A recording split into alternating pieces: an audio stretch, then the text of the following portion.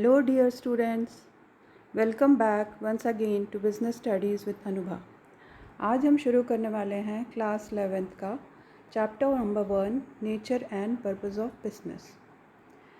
इस चैप्टर में आज के वीडियो लेसन में हम कवर करेंगे 3 topics: human activities, economic activities, business, profession and employment. So let's begin. First we should know what are human activities or what is the meaning of human activities। तो जो भी व्यक्ति कार्य करते हैं, जो भी वो अपनी सोशल या मटेरियल नीड्स को फुलफ़िल करने के लिए जो भी काम करते हैं, उसे हम ह्यूमन एक्टिविटीज़ कहते हैं। ह्यूमन्स को हम डूइंग बीइंग्स भी बोलते हैं क्योंकि वो हर समय कुछ ना कुछ करते हैं, है ना। So these human activities are broadly categorized into two categories: economic and non-economic activities। Economic activities, जैसा कि नाम सजेस्ट करता है, they are undertaken to earn money। जो economic activities हैं वो पैसे कमाने के लिए, to earn livelihood और to create wealth या income के लिए किया जाता है ना। तो जो पर्पज़ है इकोनॉमिक एक्टिविटीज़ को करने का वो क्या है? मटेरियल नीड्स को फुलफ़िल करने के लिए मनी अर्न करना या लाइवलीहुड अर्न करना। The outcome of economic activities is production of goods and services. जो गुड्स एंड सर्विसेज हैं they also satisfy the human needs and wants. तो जो इकोनॉमिक एक्टिविटीज़ है, जैसे कि बिज़नेस एक इकोनॉमिक एक्टिविटी है, तो उसमें या तो गुड्स को प्रोड्यूस किया जाता है, उसका मैन्युफैक्चर किया जाता है, या सर्विसेज रेंडर की जाती है। जैसे सर्विसेज में आता है बैंकिंग, इंश्योरेंस, ट्रांसपोर्ट, है ना। और गुड्स जो कि फ़िज़िकल होते हैं, टेंजाइबल होते हैं, जो भी प्रोडक्ट्स हैं ह्यूमन नीड्स और वांट्स को सेटिस्फाई करने के लिए। तो इकोनॉमिक एक्टिविटीज़ जो हैं हमेशा कहीं ना कहीं पैसे कमाने से जुड़ी हुई हैं, है ना। दूसरी कैटेगरी है नॉन इकोनॉमिक एक्टिविटीज़, जो इसका जस्ट अपोजिट है। तो मैन की सिर्फ मटेरियल नीड्स नहीं होती है, उसकी सोशल या साइकोलॉजिकल नीड्स होती है, इमोशनल नीड्स होती है ना। उसको लव, अफेक्शन चाहिए, एक सोशल बीइंग है ह्यूमन। तो these activities are undertaken for social और साइकोलॉजिकल मोटिव। जैसे कुछ लोग जो हैं एनजीओ में कुछ काम करते हैं या कंट्रीब्यूट करते हैं अपना मेंटल या फिज़िकल एफर्ट्स, या वो कुछ चैरिटेबल वर्क करते हैं, या आउट ऑफ लव या अफेक्शन, जैसे मदर जो है अपने फैमिली मेम्बर्स के लिए, अपने बच्चों के लिए फूड कुक करती है। तो ये सारी जो एक्टिविटीज़ हैं वो हैं नॉन इकोनॉमिक, क्योंकि इसके बदले में वो कोई इनकम या कोई पैसे नहीं कमा रहे हैं, है ना। तो ये इसका पर्पस सिर्फ साइकोलॉजिकल सेटिस्फैक्शन है, और इसका आउटकम क्या है? इमोशनल नीड का सेटिस्फैक्शन। तो ह्यूमन बीइंग्स की ना सिर्फ मटेरियल नीड्स होती है बल्कि इमोशनल नीड्स भी होती है।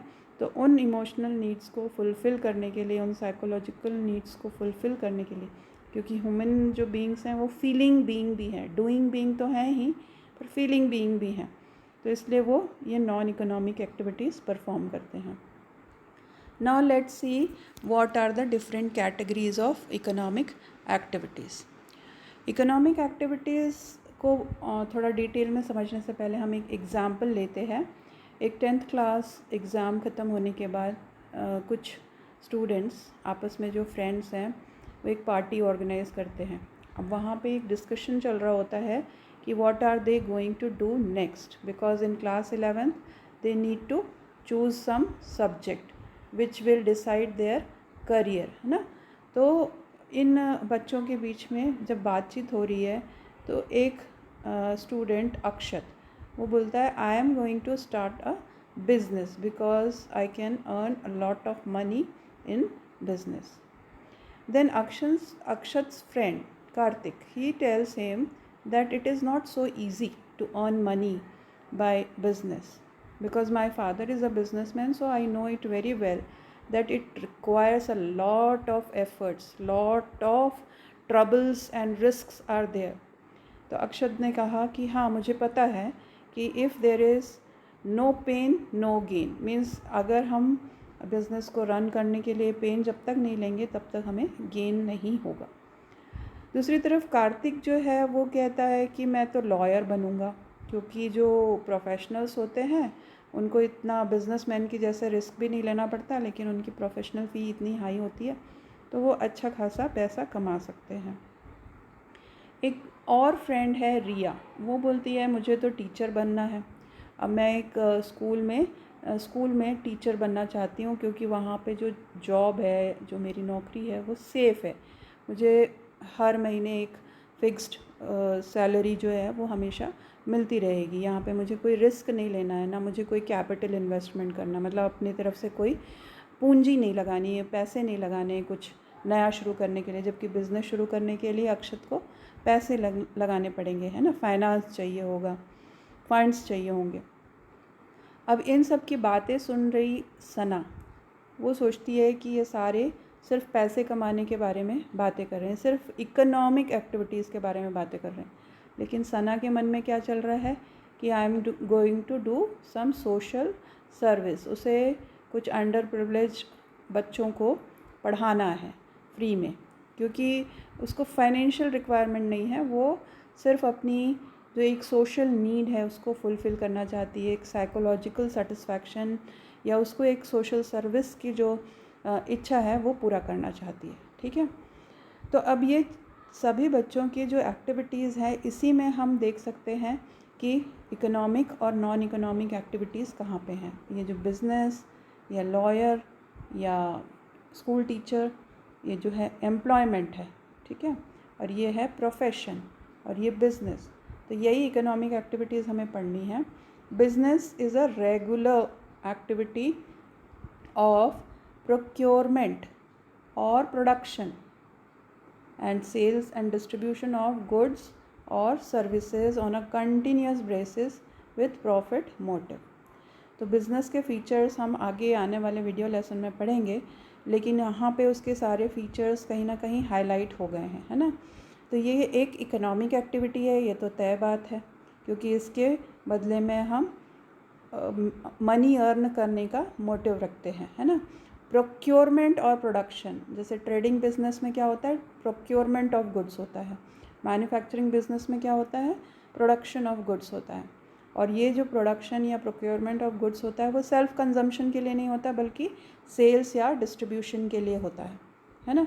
तो वो कस्टमर्स को बेचने के लिए होता है, उन तक सप्लाई करने के लिए होता है। गुड्स जो होते हैं वो टेंजाइबल होते हैं, सर्विसेज जो होती हैं इनटेंजाइबल होती हैं, लेकिन दोनों के बदले में ये प्रॉफिट मोटिव या पैसे कमाने के लिए किया जाने वाली एक्टिविटी है, इसीलिए हम इसे इकोनॉमिक एक्टिविटी कहते हैं।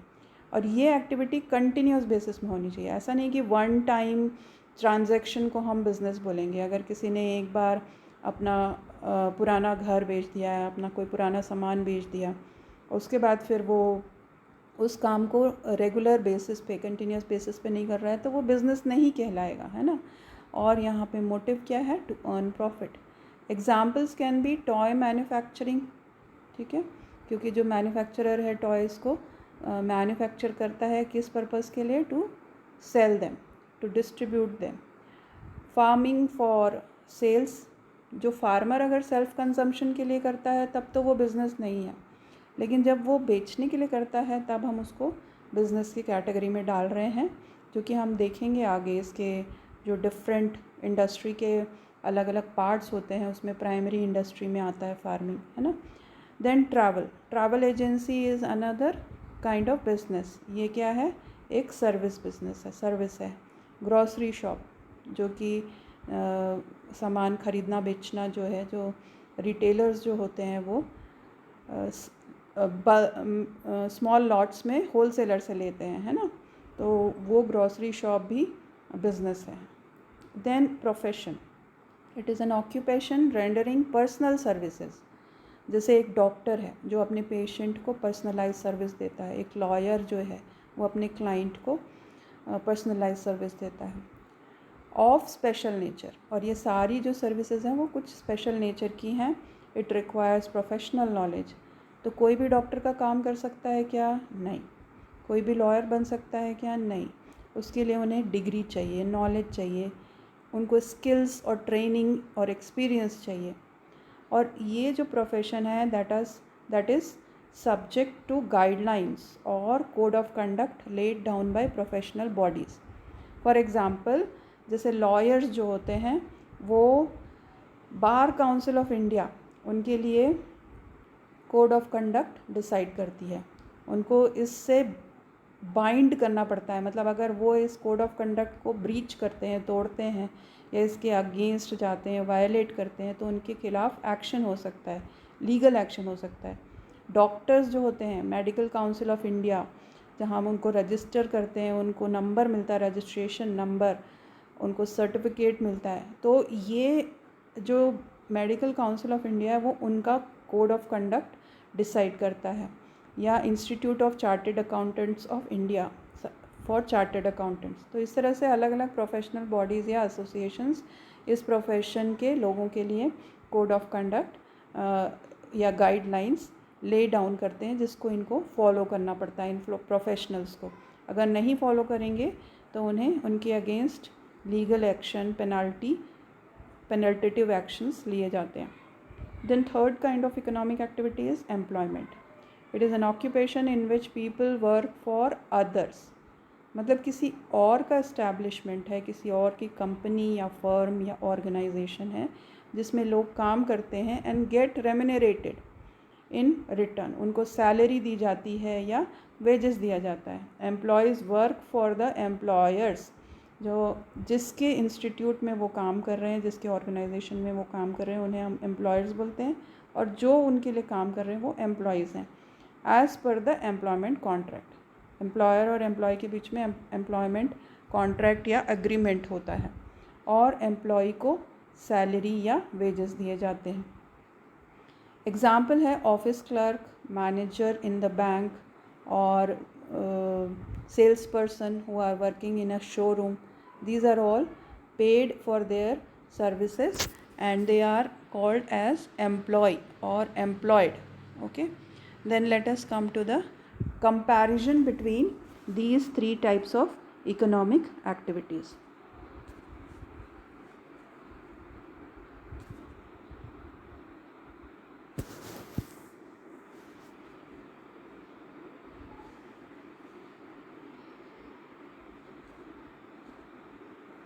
The distinction between business, profession and employment.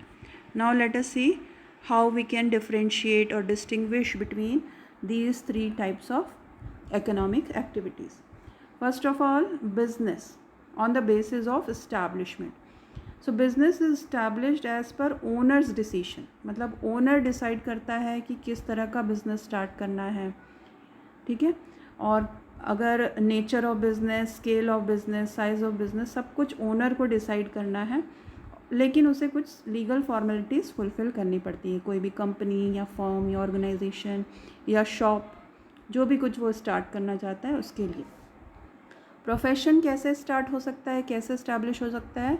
जब भी कोई एक individual receives the certificate of practice after completing the degree course, ठीक है।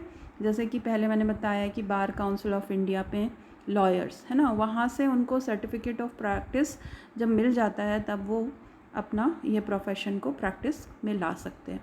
एम्प्लॉयमेंट कब शुरू होता है या इस्टेब्लिश होता है? जब एक व्यक्ति एम्प्लॉय जो कैंडिडेट है वो अपॉइंटमेंट का लेटर उसको मिलता है और वो एम्प्लॉयमेंट कॉन्ट्रैक्ट को साइन कर लेता है, तब उसकी एम्प्लॉयमेंट स्टार्ट हो जाती है।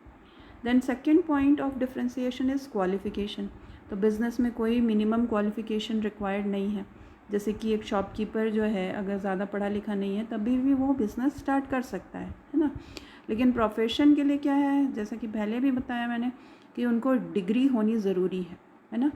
तो उनके लिए एक, क्योंकि ये special kind of services provide करते हैं, स्पेशलाइज्ड नॉलेज चाहिए इसके लिए, ट्रेनिंग, एक्सपीरियंस और स्किल्स ज़रूरी है। इसके बगैर ये प्रोफेशन को प्रैक्टिस नहीं कर सकते हैं। Employment qualification as per the employers requirement और नेचर ऑफ जॉब। सपोज़ अब जो एक पर्सन जो बैंक में जॉब कर रहा है तो उसके लिए उसको बैंकिंग के जो भी काम जॉब प्रोफाइल के हिसाब से उसको क्वालिफ़िकेशन या एक्सपीरियंस चाहिए, या एक कोई टीचर है उसको अपने पर्टिकुलर सब्जेक्ट एरिया का नॉलेज, अपने फील्ड का एक्सपर्टीज़ होना चाहिए। तो इस तरह से एम्प्लॉयमेंट में जो क्वालिफ़िकेशन है वो जैसा कि जॉब है उसके हिसाब से या एम्प्लॉयर जैसा चाहता है उसके हिसाब से होना चाहिए। थर्ड पॉइंट है कैपिटल। कैपिटल क्या होता है? जो फाइनेंस या फंड्स या money which is required to start a business, to run the business, है ना। तो जो कैपिटल इन्वेस्टमेंट है बिज़नेस में वो किस पे डिपेंड करता है? Scale of business. जितना बड़ा बिज़नेस होगा उतना ज़्यादा कैपिटल रिक्वायर्ड होगा। नेचर ऑफ बिज़नेस पे भी डिपेंड करता है। जैसे मैन्युफैक्चरिंग बिज़नेस है तो ज़्यादा कैपिटल रिक्वायरमेंट होती है, क्योंकि रॉ मटेरियल्स भी चाहिए, फैक्ट्री चाहिए, मशीन्स चाहिए, टूल्स चाहिए, है ना। तो उनकी कैपिटल इन्वेस्टमेंट ज़्यादा होती है। और जो स्मॉल बिज़नेस होते हैं या ट्रेडिंग फर्म्स होते हैं उसमें कैपिटल इन्वेस्टमेंट कम लगता है।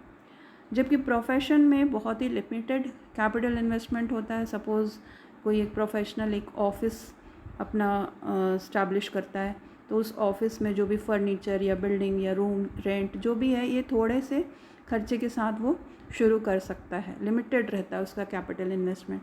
जबकि एम्प्लॉयमेंट में जो एम्प्लॉय है उसका तो कोई भी कैपिटल इन्वेस्टमेंट नहीं होता है, उसे तो सिर्फ दूसरे के लिए काम करना है जिसके बदले में उसे पैसे मिलते हैं। देन नेक्स्ट है रिस्क।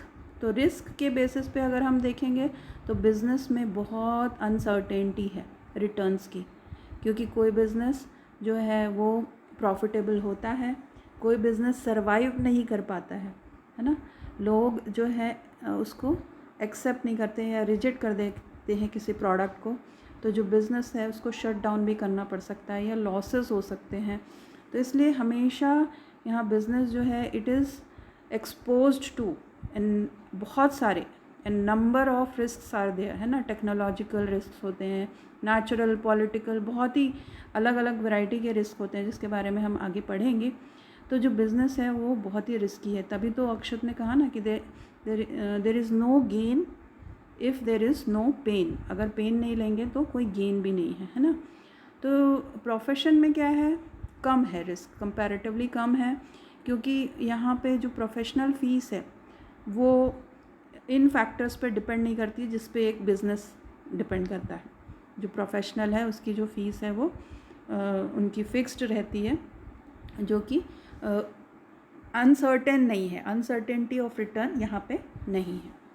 एम्प्लॉयमेंट में तो बिल्कुल भी रिस्क नहीं है, क्योंकि एक फ़िक्स सैलरी जो है, मंथली सैलरी उनको एम्प्लॉयज़ को मिलती ही है। जो भी रिस्क लेना है वो एम्प्लॉयर को लेना है, एम्प्लॉय के लिए कोई भी रिस्क नहीं है। Then reward is the profit. जब बिज़नेस में क्योंकि रिस्क बहुत ज़्यादा है, हाई रिस्क है, तो इसलिए उसका रिवॉर्ड भी हायर रहता है, प्रॉफिट, ठीक है। जबकि प्रोफेशन में रिवॉर्ड क्या है? फ़ी, प्रोफेशनल फ़ी, और in case of employment the reward is salary. Then next, there is no prescribed code of conduct for businessman. जो बिज़नेस ऑर्गेनाइजेशन है उनको कुछ एथिकल नॉर्म्स, उनको भी अपने लीगल बाउंड्रीज़ के अंदर ही अब काम करना है, लेकिन उनके लिए कोई एक ऐसा एसोसिएशन नहीं है जो उनको कोड ऑफ कंडक्ट बताए। जबकि प्रोफेशन में प्रोफेशनल एसोसिएशन, जैसे चार्टर्ड अकाउंटेंट्स के लिए institute of chartered accountants of India, या डॉक्टर्स के लिए मेडिकल काउंसिल ऑफ इंडिया, वो उनके लिए चॉक डाउन करते हैं कोड ऑफ कंडक्ट। उस कोड ऑफ कंडक्ट को उनको स्ट्रिक्टली फॉलो करना ज़रूरी है। एम्प्लॉयमेंट में जो भी रूल्स ऑफ सर्विस कॉन्ट्रैक्ट है या जो टर्म्स एंड कंडीशंस एम्प्लॉयर रखता है उसे ही एम्प्लॉय को मानना है। तो इस तरह से ये सारे जो पॉइंट्स हैं इसको आपको ध्यान में रखना है, ताकि हम जो इसका डिफ्रेंशिएशन आता है उसको हम कंप्लीट ठीक तरह से कर पाएँ, ठीक है। क्योंकि इसके क्वेश्चंस जो आते हैं इसमें इनके डिस्टिंक्शन भी आपको मालूम होना चाहिए, डिस्टिंग्विश कैसे करना है। नेक्स्ट हम देखेंगे कुछ क्वेश्चंस फॉर टेस्टिंग योरसेल्फ। जो भी हमने आज पढ़ा है उसमें हम किस तरह के क्वेश्चंस सॉल्व कर सकते हैं। कुछ तो डायरेक्ट क्वेश्चंस हैं, जैसे what are the types of और kinds of human activities, differentiate between economic and non economic activities. इसमें आप एग्जांपल्स भी दे सकते हो, है ना। what are the different types of economic activities, business, employment, profession, make a comparison among them. Application based question जो class 12th में आपके CBSE के क्वेश्चन पेपर्स होते हैं उसमें केस बेस्ड क्वेश्चंस आते हैं, तो हम यहाँ पर भी थोड़े से केस बेस्ड या एप्लीकेशन बेस्ड क्वेश्चन प्रैक्टिस कर सकते हैं. जैसे Piyush कुक्स food at home for his family whereas Rishabh cooks food in restaurant. Name the type of human activities involved. और उसके लिए आपको रीज़न भी देना है कि आपने क्यों पर्टिकुलर आंसर दिया है. जैसे कुक जो पीयूष है वो अपनी फैमिली के लिए खाना बना रहा है, जिसके रिटर्न में उसको कोई मनी अर्न नहीं कर रहा है वो, तो ये क्या होगा? Non economic activity. और नॉन इकोनॉमिक क्यों कह रहे हैं हम? Because he is not earning any money here. And restaurant में जो ऋषभ कुक को फूड कुक कर रहा है वो जो है कस्टमर्स को सर्व किया जा रहा है, और इसके बदले में हमें जो ऋषभ जो है शेफ़ के रूप में ही इज़ अर्निंग मनी. तो इकोनॉमिक एक्टिविटी है ना. तो यहाँ पे मनी इन्वॉल्व है, तो ये इकोनॉमिक एक्टिविटी है.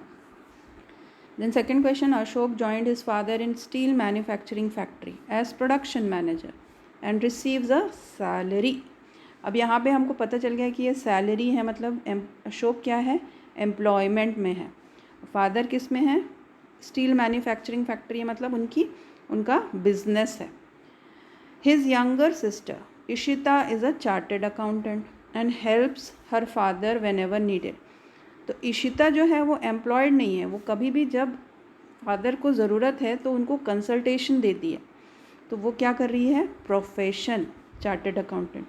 And mother is a housewife and supervisors housework. अब मदर जो है उनको तो इस काम के बदले में कोई पैसा नहीं मिल रहा है, तो मदर जो है वो नॉन इकोनॉमिक एक्टिविटी में इन्वॉल्व है. ठीक है, तो आपका जो आंसर है फर्स्ट पार्ट तो ये हो जाएगा कि name the kind of activities each one of them engaged in. अब उसके बाद डिस्टिंक्शन जो है, जो कि आपने अभी कंपैरिजन टेबल देखा है कि कैसे हमने सारे तीनों इकोनॉमिक एक्टिविटीज़ है उनको कंपेयर किया था, वही आपको लिखना है. So with that we come to the end of today's video lesson. In the next video lesson we are going to discuss the next topic, that is business, its meaning and features. So please keep watching and sharing